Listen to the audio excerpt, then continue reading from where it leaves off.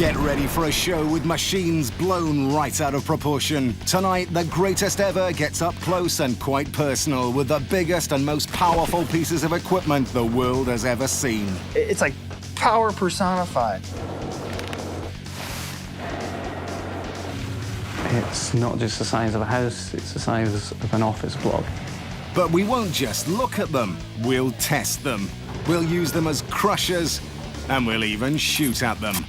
All for us to identify the greatest ever diggers. They're absolutely fascinating. They're engineering marvels. They're absolutely superb.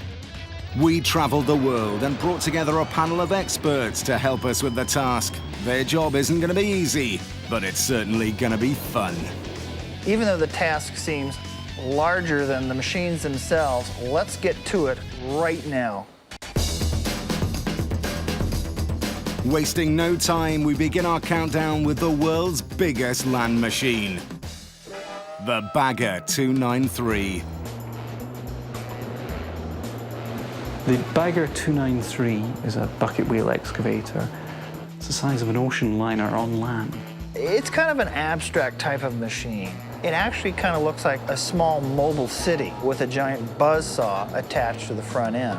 Bagger 293 is in the Guinness Book of World Records because it's the biggest land-bound machine ever. This German giant weighs in at a whopping 13 million kilos. It's over 210 meters long and 90 meters tall and works in the coal mines of northern Germany. What sets the 293 apart from the other machines is the sheer size of it. I mean, this machine can produce up to 12 tons of material. It's spitting out 10 mid-sized cars in a second. The Bagger has 18 massive buckets, all working 24/7 on a 22-meter diameter wheel. Each bucket can pick up 7,000 kilograms of coal in one scoop. This machine is designed around pure power and has one purpose: to dig.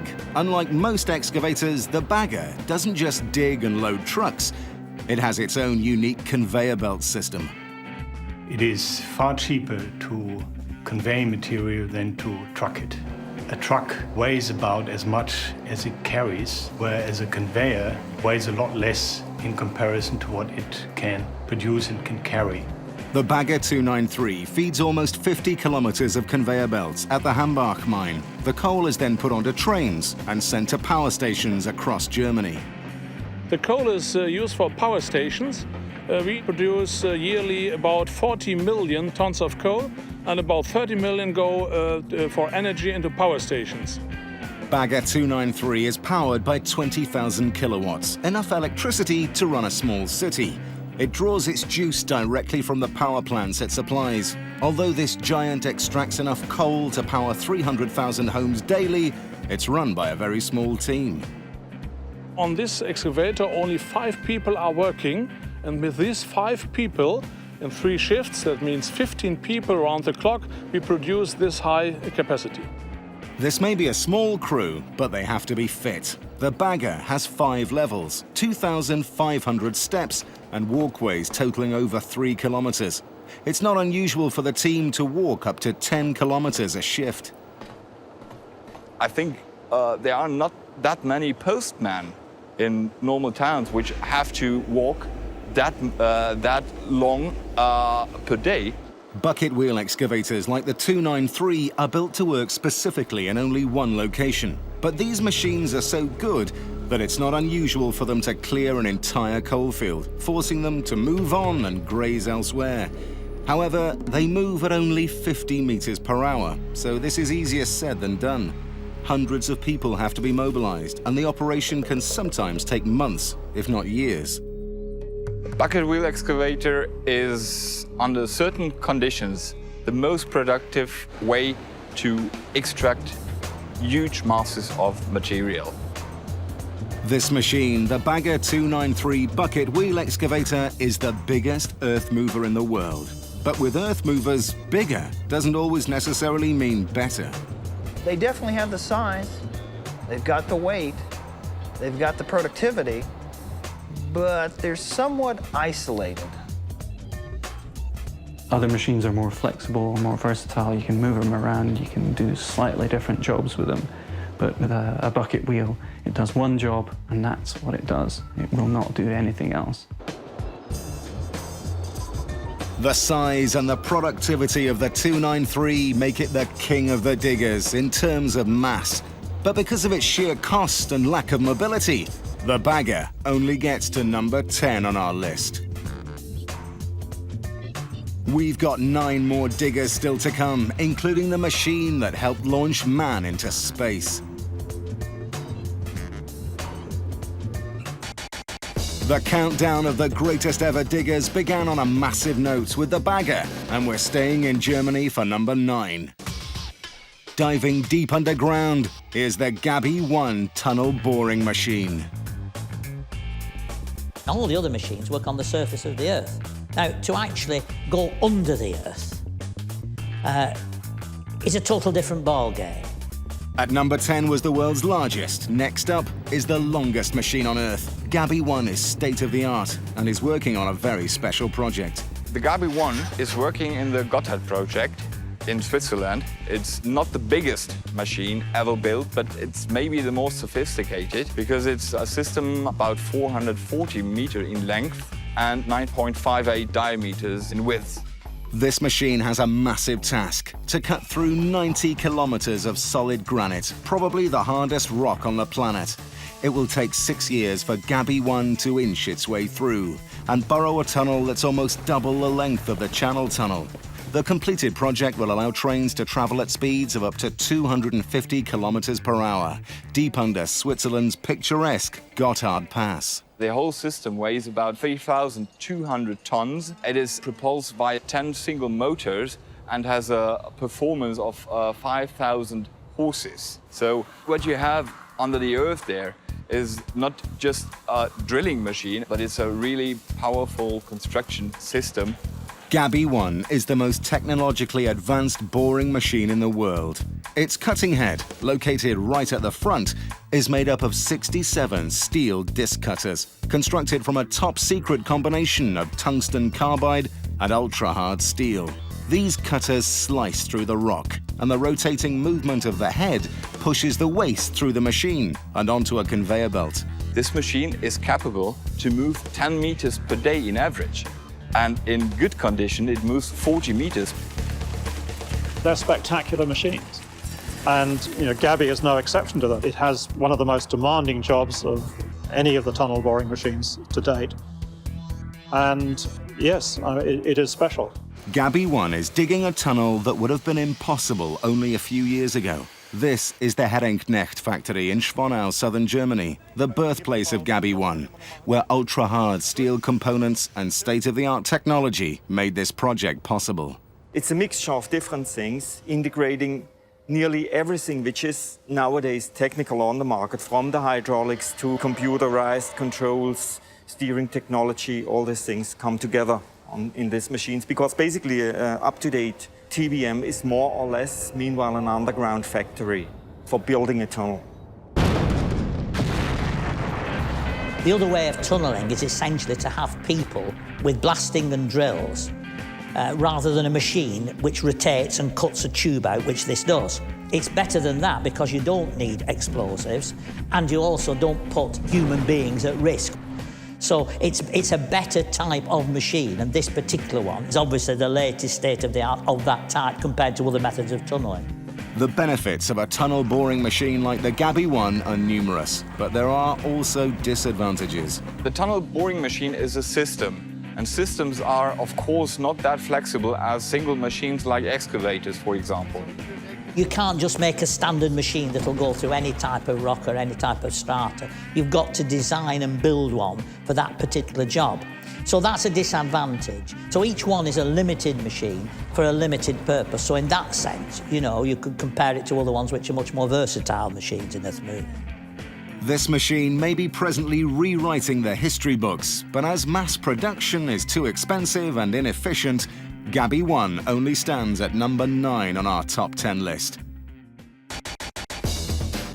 Number 8 on our list of the greatest ever diggers, a machine with one massive appetite, the Silver Spade. The shovel kind of reminds me of this like a large dinosaur, grazing on overburden in a coal mine. This mechanical dinosaur is over 60 meters tall and weighs an incredible 6.4 million kilos. It's great because it's lasted so long. Show me a car that'll last 30, 40 years and be used 24 hours a day and 7 days a week. In its 40 years of hard labor at the Mahoning Valley Mine in Ohio, the Silver Spade has moved over 9 billion kilos of rock, the equivalent of a mountain 1.5 kilometers high and a whopping 300 meters wide. It was probably one of the first super machines ever built. If there was a Hall of Fame for stripping shovels, it's a candidate to be in the Hall of Fame. This super machine has fans across the world, and its influence has even reached to the moon. The 8 crawlers mounted on 4 corners was the basic inspiration of the crawler transporters currently in use at Kennedy Space Center. Literally, stripping shovel technology was used to build these transporters for man's quest of space. The huge 6-meter wide, 6-meter deep bucket hits the digging face with a force of 500,000 kilos and can eat up over 150,000 kilos of earth in a single sitting. It's very spectacular to watch the bucket going up the bank with the dust coming from the rock caused by the teeth. To me, that's the most spectacular of all earth-moving machines. The stripping shovel strips. It doesn't load, as it would crush any truck it tried to fill. It simply strips the earth to one side to expose the coal seams below. Its awesome power is down to an ingenious system based on, of all things, the human leg. It was first of 2 only built by Bucyrus that had a thing called a knee action crowd, which is the mechanism which actually holds the bucket that it digs by. On the Silver Spade, the part of the machine that actually holds the bucket, the dipper handle, acts like a human knee and swings backward and forward. The mechanical knee only hits the digging face at 8 kilometers per hour, but exerts a massive force. The Spade has an incredible 1.5 million kilos of ballast just to stop it from falling over. But despite its colossal size and weight, it's a very simple machine to operate. You have swing pedals on your feet, a left swing and a right swing. We have a controller in each hand, a crowd and retract controller in our left hand, and a hoist controller in our right hand. And they are all electrically controlled. It moves very, very easy. You feel like you have a lot of power in your hands at times, a lot of power. Tom may have all the power, but he doesn't work on his own. The Silver Spade has an oiler continuously lubricating its parts. Without the oiler, the machine would seize up, as it has 700,000 separate parts. The crawler tracks alone require 23,000 liters of oil to move smoothly, and because of its age, this veteran of the coalface needs regular checkups, as well as constant care. We check the bucket prior to each shift, make sure that we don't have any missing dipper teeth or any tooth bases cracked, and the condition of the door and so forth. The most dangerous part of this daily inspection is climbing the 60-meter-high boom. When you ascend on our boom, you make absolutely sure of your footing and your handholds to make sure that you don't slip. And it can be overwhelming at times to look down, straight down at how far you are. It's quite an experience to be up there. It is a good exercise. In fact, I used to take a lot of pride in how fast I could get up there. That probably wasn't the right approach to take, but as you get a little older, you need to rest a time or two before you get to stop. The magnificent Silver Spade is the last of a breed. Stripping shovels are being phased out and replaced by machines that can cope better with deeper deposits. The disadvantage of this type of machine is that it is quite restricted when it comes to its working area. These machines are nice, but they're almost dinosaurs. And the Silver Spade is last of its kind. I'd not have it in the top 10 compared with the other machines. It's old. The Silver Spade will continue to strip coal until it's too expensive to fix. If the machine would cease operations, I would probably take retirement. I don't see myself going to any other machines or anything like that. I feel like I've reached the pinnacle with this machine. The Silver Spade has proved its worth over the decades, but because it is a machine that belongs in the past, it's stuck at number 8.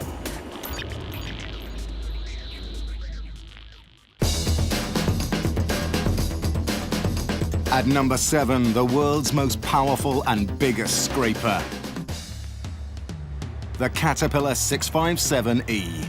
The line has been around almost as long as all trucks and bulldozers. They're like the elder statesmen in our top 10 list. 657 is the biggest scraper around at the moment. And compared with previous scrapers, it's just that much more reliable because it's got new engines, it's got new control technologies. This is a rather nice, clever, very useful machine. It's like power personified because it's right there. You can reach out and touch it. The secret behind the power of this particular scraper? 2 engines, one in the front, one in the back, simultaneously pulling and pushing the machine, a combined total of almost 1,000 horsepower. It's a bit like a piece of toast and butter, you know. Put a bit too much butter on, so you scrape it off. In other words, it's the scraping motion.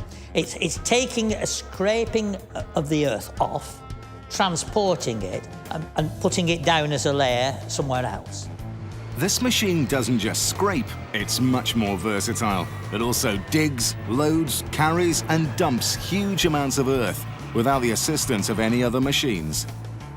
Scraper's a very, very efficient machine for moving dirt over a short distance. Now, if you're building a road, building a dam or something like that, you want to move dirt from here to there. Scraper's going to do it, and it's going to do it very efficiently. The world's most powerful scraper may be about pure brute force, but the secret of its digging power resides in its reinforced steel blade, or cutting edge. This cutting edge can last anywhere from 400 to 500 working hours before it has to be replaced. The cutting edge is the bottom part of the bowl. It's the part that actually goes into the ground. When the bowl is lowered into the ground, the cutting edge is the leading edge of the scraper that goes into the material and forces the material up into the bowl. The blade is about 2.5 inches thick. This doesn't have to be sharp. The sheer force of the machine will load the machine with no problem at all. When digging conditions are too difficult for a single scraper, the 657E buddies up with another machine in what is known as a push-pull operation. The scrapers simply hook bales and, believe it or not, one pushes while the other pulls. You come to the job in the morning, you come back in the afternoon, and the landscape has totally changed. It's absolutely phenomenal what these machines will do. Scrapers have worked non-stop since 1922 and have even seen action in numerous wars. With their speed and maneuverability, they're perfect for the construction of roads, ramps, and landing strips. In Vietnam, the scraper found a rather more unusual role. I was 18 years old, wet behind the ears, and one night we were done moving dirt for the day, and could hear some shooting going on somewhere nearby, not too far away, and I got my curiosity up. The year, 1968. Philip Ory and a colleague got in their machines and headed for the source of the gunfight. There, they found a platoon under fire. They loaded the men into the bowl portion of the scraper, protected by the thick metal sides, and got the men out safely whilst under enemy fire. I ended up being in the right place at the right time with a land scraper of all things, and was able to get these guys out of danger. And that's just something that I'll carry with me for the rest of my life. Inside plate is like armor plate. The thick steel construction of the scraper saved the soldiers' lives and made Philip Ory a hero. But was it luck, poor marksmanship, or the scraper's tank-like hull that got everyone out safely? The greatest ever set out to find the answer. It's blocked ammunition. Oh, okay. It's armor-piercing shell. Ready, Kevin? A marksman using an AK-47 rifle with armor-piercing bullets will put a section of the scraper's side to the test. These bullets are designed to go through armored personnel carriers and tanks.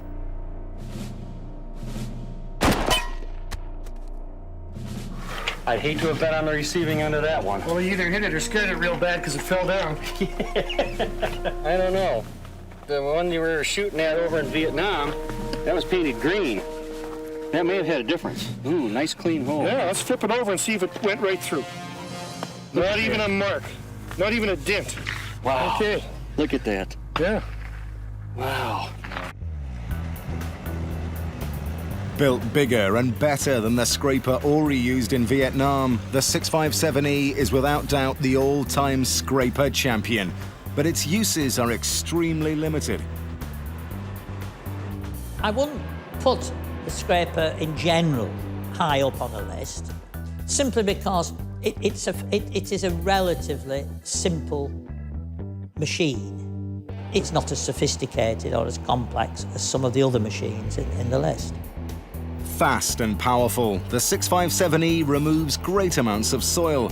However, as scrapers were designed for digging a few meters deep and moving only soft material like sand and gravel, it's the number 7 on our list of the greatest ever diggers. Our next digger is all about mobility and flexibility. Number 6, the LeTourneau L2350 wheel loader. The great thing about the L2350 is it's the ultimate four-wheel drive. Forget Hummers, they're toys. If you want a four-wheel drive, the L2350 is the one. A wheel loader is essentially a machine on 4 wheels with an engine and a driver's cab, and at the front of it, a bucket. This particular wheel loader is designed to work in very large mines. The LeTourneau wheel loaders are one of mining industry's kind of jack of all trades, with a kind of a top speed right around 11 miles per hour, slow by automotive standards, but pretty fast for earth-moving machines. It can get there faster, get the job done, and go off and do something else. This four-wheel drive mammoth is all about raw power. It can lift loads of 73,000 kilos, the equivalent in weight of 30 cars, to heights of 8 meters, and fill a 240-ton truck in less than 1 minute. This is all made possible by a unique design feature. The L2350 is articulated. That is, the wheels don't actually steer, it's the frame that steers. It pivots. Being articulated means the loader can turn on a short radius, allowing it to do its job much quicker. Each tire measures close to 4 meters, weighs 7,000 kilos, and has a load capacity of 150 tons. With a 16-centimeter thickness, there's enough steel and rubber in each of these wheels to make 700 car tires. And to avoid overheating, the tires are all filled with nitrogen, a gas, unlike air, that remains cool under tremendous pressures and extreme friction. The tires on the L2350 were a big challenge. They weren't available at the time. Firestone actually built these and designed them specifically for the L2350. I think everyone was surprised that the tires have done as well as they have. This L2350's been in operation for about 3 years now. They've been through at least 3 sets of tires, and at a cost of about $60,000 a tire, but that cost is offset by the increased production due to the size of the loader. So it's a pretty good trade-off. The versatile and mobile L2350 is without a doubt the best digger on the market today. If you're a multimillionaire with a large plot of land and you want to build an Olympic-sized swimming pool, the L2350 is the machine to go for. But if you're not after a big pool, there are drawbacks. The disadvantage is, though, that it can only take material that is of a certain looseness. It can't go into solid rock unless it's blasted and so on. The other disadvantage would be, of course, that it's on rubber wheels. And you can only, unlike Caterpillar tracks, you can only run the machines in certain conditions of ground. Because of the cost of the tires and lack of adaptability, this giant of the digging fraternity is stuck at number 6. We're halfway through our greatest ever countdown. So far, we've had the world's biggest and the world's longest. But still to come, a machine that is afraid of nothing. We've seen 5 machines that are all world champions in their respective categories, and there are still 5 more to go before we find out the greatest ever.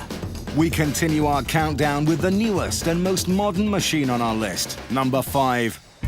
The Bucyrus 8200 walking dragline, aka Liberty. It's a relatively simple thing that does a fantastically large, significant job. If the conditions are fine, very cheaply. It's one of the cheapest forms of earth moving. Liberty is big. It's got a 355-foot boom, and it hangs a 77 cubic yard bucket on the end of that. It's big. You wouldn't want to run it over your foot. I see tremendous grace when I see that bucket going out and coming back. I mean, I almost see a fisherman casting a line. I see an extraordinary grace for a machine that's 6 and 7 stories tall, going out and pulling dirt back and dumping it 200 yards from the point of dig to the point of dump. I think it's extraordinary. It's like a mascot for North Dakota. Liberty can move 115,000 kilos of earth over a distance of 180 meters in less than 60 seconds. And the way it does it couldn't be more simple. A dragline works by having a bucket on the end of a steel rope, which goes to the top of a boom or jib. Then it uses a drag rope to pull the bucket up a slope and fill it. The engineering that goes onto them is absolutely amazing. And then, although the actual concept is rather simple, it's very clever. Simple and efficient. This walking dragline is perfect for coal mining and has been a boon at the Center Mine in North Dakota. Here, most of the electricity is generated by lignite coal. The dragline actually uncovers the overburden or the dirt that's above the coal, and in our operation that can vary anywhere from 30 feet up to 100 feet of dirt over the coal seams. So the dragline, the 8200, the Liberty dragline, is part of the whole process. In fact, it's the beginning of the process. Draglines come in all sizes, and what makes Liberty one of the most unique of this breed is that it actually walks. Liberty is what's called a walking dragline. It has a tub, and it literally drags itself as it moves, as opposed to a track machine. The reason that Liberty is a walking machine rather than one on tracks is because of the sheer weight of the machine. Liberty weighs 9 million pounds, and to get that kind of weight spread out over tracks is physically impossible to do, and so the dragline designers decided to set the machine on a large round disc called a tub, and then to move it, they designed this walking system. A walking dragline doesn't really walk, it hops. A bit like a kangaroo, it hops. It goes backwards. The cams come round, the feet drop down, and then it lifts itself up at an angle on the edge of this tub. That slides back and drops down, and the feet come round on the cams and so on. They should be called hopping draglines, but it would sound a bit odd, I think. The principles behind Liberty are simple, but this animal is loaded with state-of-the-art technology. The potential for technology on this machine is just starting to be explored. The dragline world has entered the information age, and through the remote diagnostic system, we can get technical support from any place in the world, and it is incredible. Compared with the other draglines, it's a quantum leap in design and technology. Liberty is certainly technologically advanced and exceptionally powerful, but its appeal is not universal. The weak points of walking dragline is that they are limited in their application. You don't see walking draglines putting sewers in the street, for example. You won't have a street left. Liberty does the job in North Dakota, but has little use elsewhere. And due to its size and weight, this walking dragline can only operate in certain ideal conditions. For that reason, it sits at number 5. Our fourth greatest ever digger has taken mining technology to a new level. A monster of disproportionate dimensions. Here is the Terex RH400 hydraulic excavator.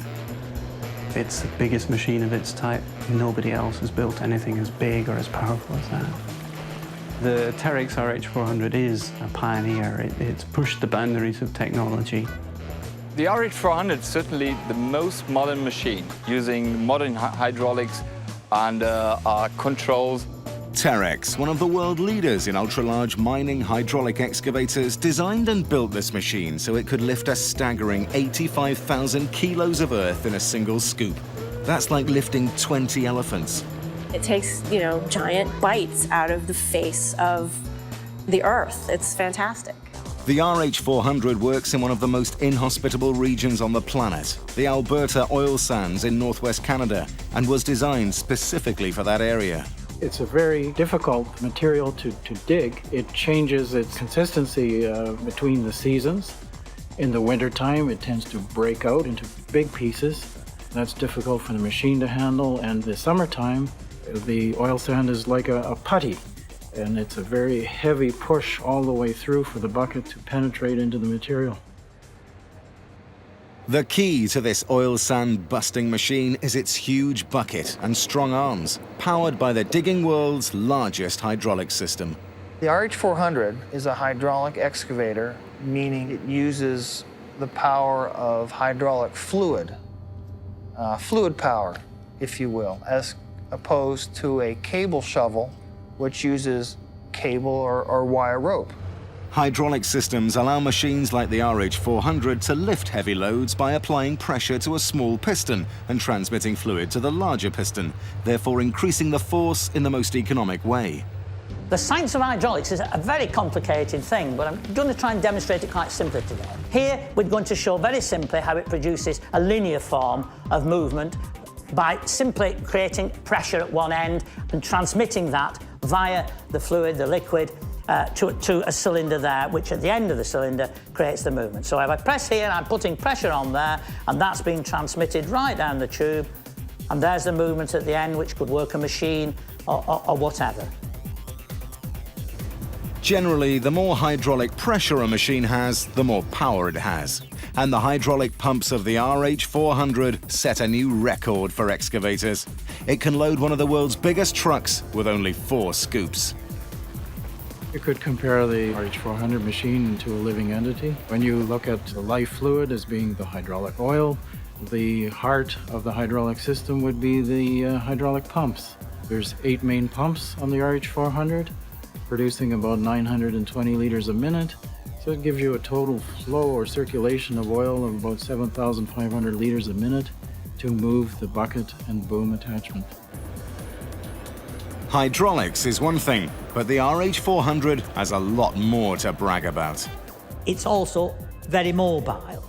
Compared to a lot of other machines, if it has to move to another part of the mine, there are hydraulic motors that work the tracks, and they are relatively efficient and fast.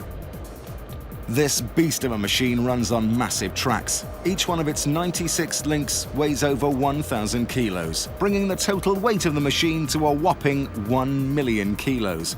However, the rules of physics suggest this kind of weight and unpredictable surfaces shouldn't actually work, and the RH400 should sink. The oil sands are like quicksand in the summer, but the RH400 doesn't sink, as its tracks self-regulate their tension according to ground conditions. We're using the largest components on the RH400 for pumps and valves and hoses and engines. We're on the cutting edge of the technologies, and it's difficult to go any further with it.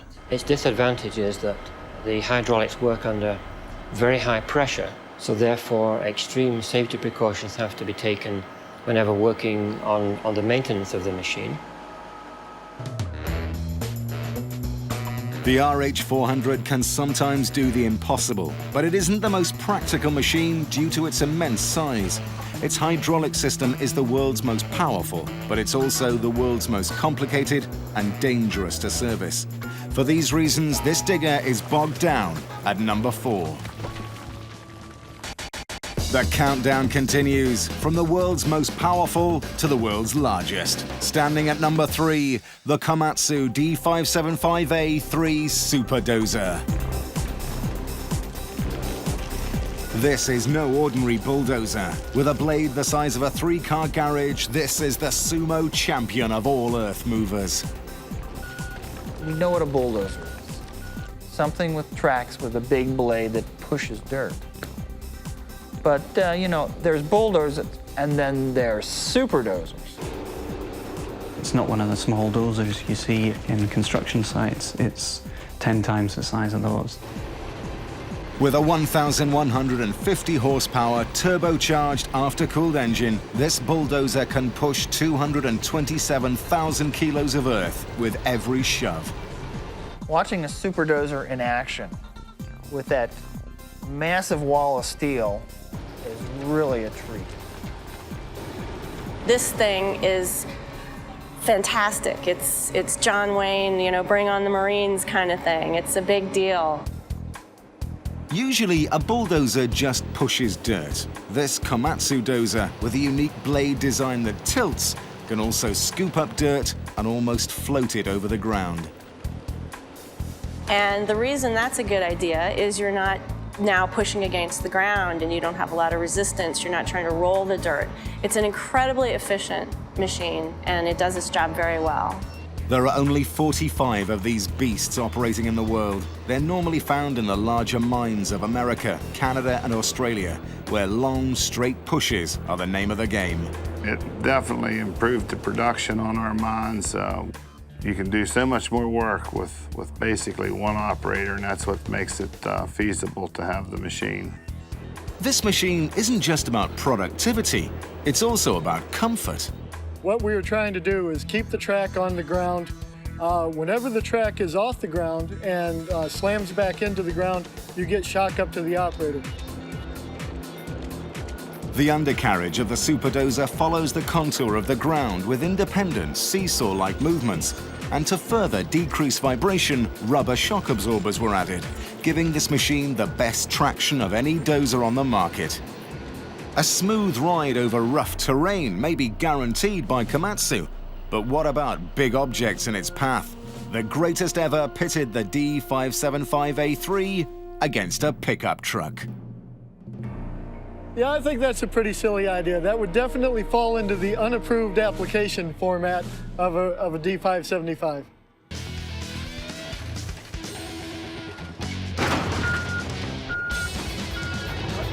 Bulldozers take advantage of their weight when dozing. As the heavier the machine, the more traction it has to push heavy loads.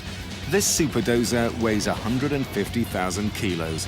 And although it exerts only 26 kilos of ground pressure per square centimeter, its massive overall weight quickly and effortlessly turns the truck into roadkill.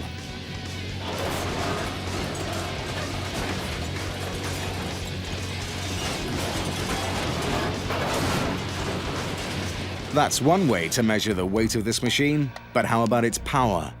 We've seen how a Super Dozer can go over almost anything. But ever wondered how a mobile home would stand up to a pressing from a dozer? No, neither did we, until we were given not one, but 2 Super Dozers. This is about sheer brute force.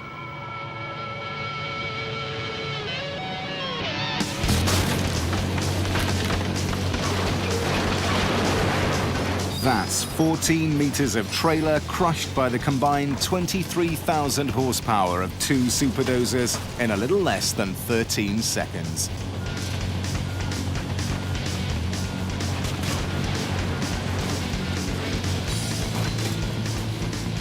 I think the trailer crushed a little bit quicker than I thought it would. It was only a matter of seconds before it was gone. I think if you compare a D575 A-3 to a Hurricane, the winner has to be the dozer. These are the big guns. This is for the big leagues.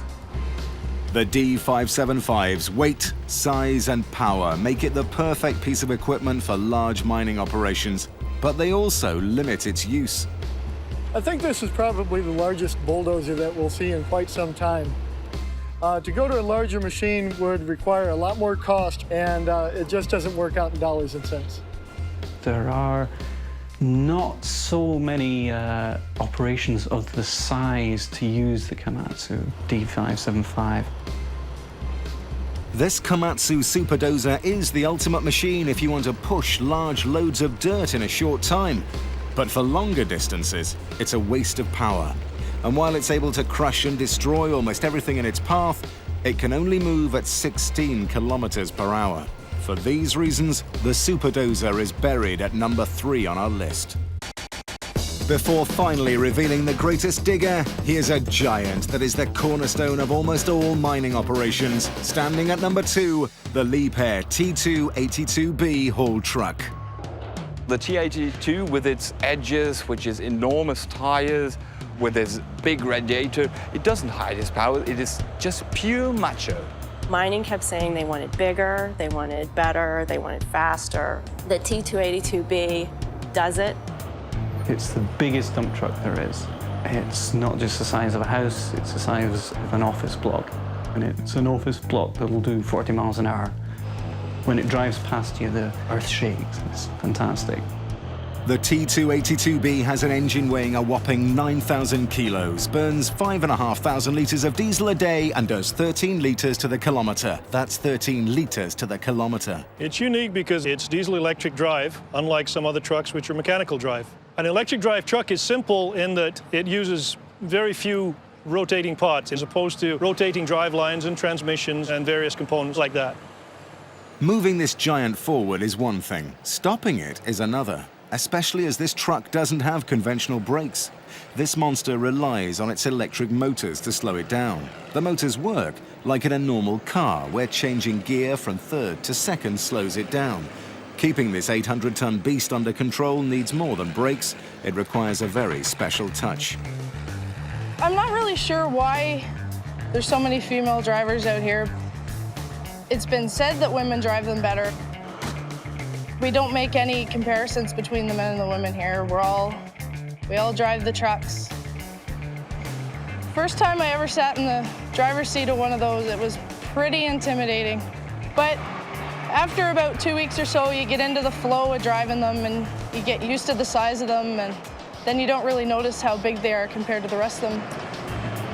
When you're operating something this large, you get used to the fact that there's a lot of smaller pieces of equipment, smaller vehicles around you. I never thought I would be able to do it or never even considered trying it, but it's fun. It makes me more confident in myself. Honestly, after being taught how to drive these, I feel like I can do anything. No matter how many times you see it, there's still a feeling that how can something as big as this be able to move around at 40 miles an hour? It's the same kind of feeling you get when you see a 747 that weighs 250 tons actually taking off. The feeling is the same. They are designed to move material quickly, so the fastest they can get between that shovel and that crusher, the better. And obviously, the more they can carry. So that's the whole point of doing a large, fast haul truck. It's more than just a dump truck. It's almost like a armored car, in a way. When you see that big pile in the back of a haul truck, drive off with it. It's kind of like money in the bank. Although the T282B is the biggest and best at what it does, it still needs a loader to fill it up. For that reason, it stands at number 2 on our list. Coming up, our number 1, the greatest ever digger. And in this world of big, bigger, and biggest, you may be surprised by the size of our champion. We've all seen machines that either dig, scrape, load, drag, push, or carry. So far, it's been all about raw power. But our number 1 is about to radically change things as it does it all. After 9 earth-moving Goliaths, here's David, the incredibly small yet efficient JCB Backhoe Loader.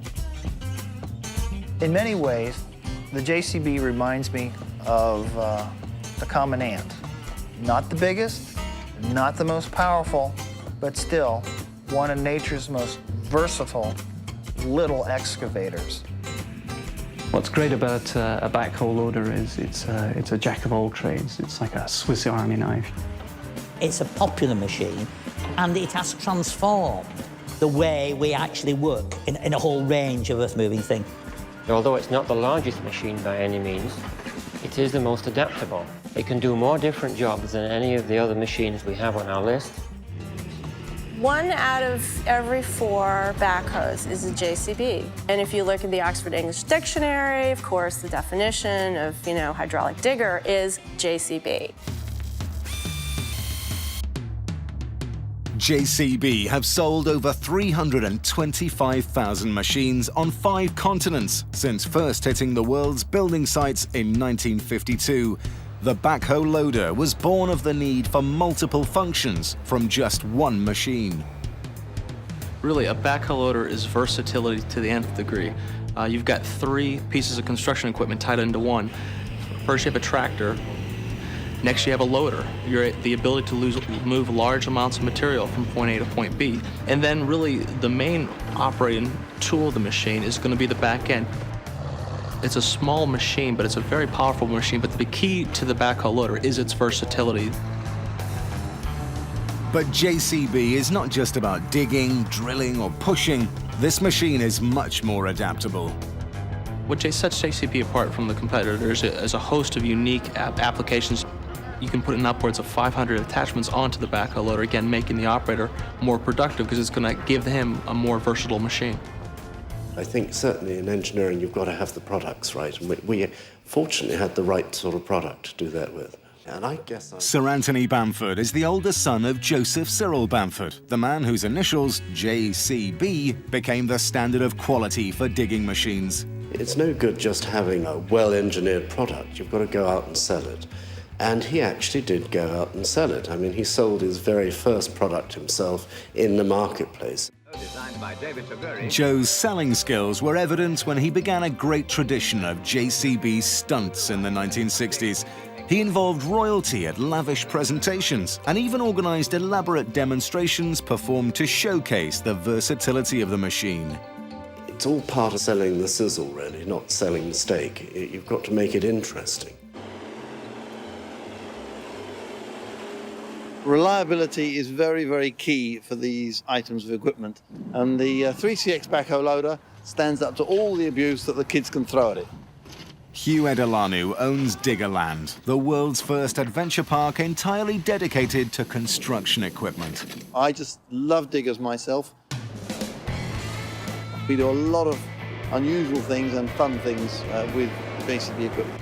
We have the world's fastest JCB that's road legal. Its top speed is a closely guarded secret. Suffice to say that it can overtake trucks on the highway without too much of a problem.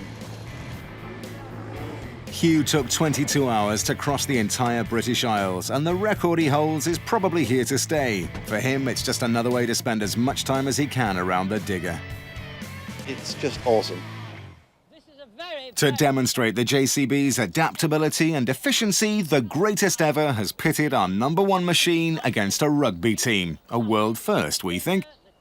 The objective is simple: dig a 1 meter wide, 1 meter deep, and 7 meter long ditch as fast as possible. 2, 1, go! 15 strapping, muscle-bound, beer-filled rugby players against the ant of the construction industry, the JCB Backhoe Loader. Surely it's no competition.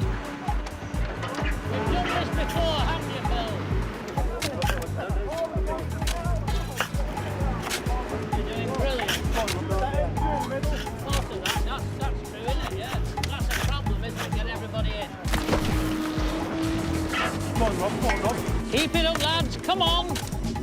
Both teams start quickly, but with some deft flicks and a few cleverly placed scoops, the machine soon has the edge. A 1 meter deep trench proves to be a mere hindrance to a machine designed to dig as deep as 6 meters. Although in top physical shape, the men are no match for the machine. The hydraulic power of the backhoe does the job in 14 minutes and 56 seconds, leaving the rugby team trailing way behind. Well, gentlemen, I'm afraid modern technology has beaten the rugby team, but nevertheless. We at JCB are honored to be considered #1 on the top 10 greatest earth movers of all time. I think the versatility of the machine has really allowed us to gain that stature. When you look at other pieces of construction equipment that are out there, I'd be willing to bet our machines have probably moved more earth than the other machines on your list.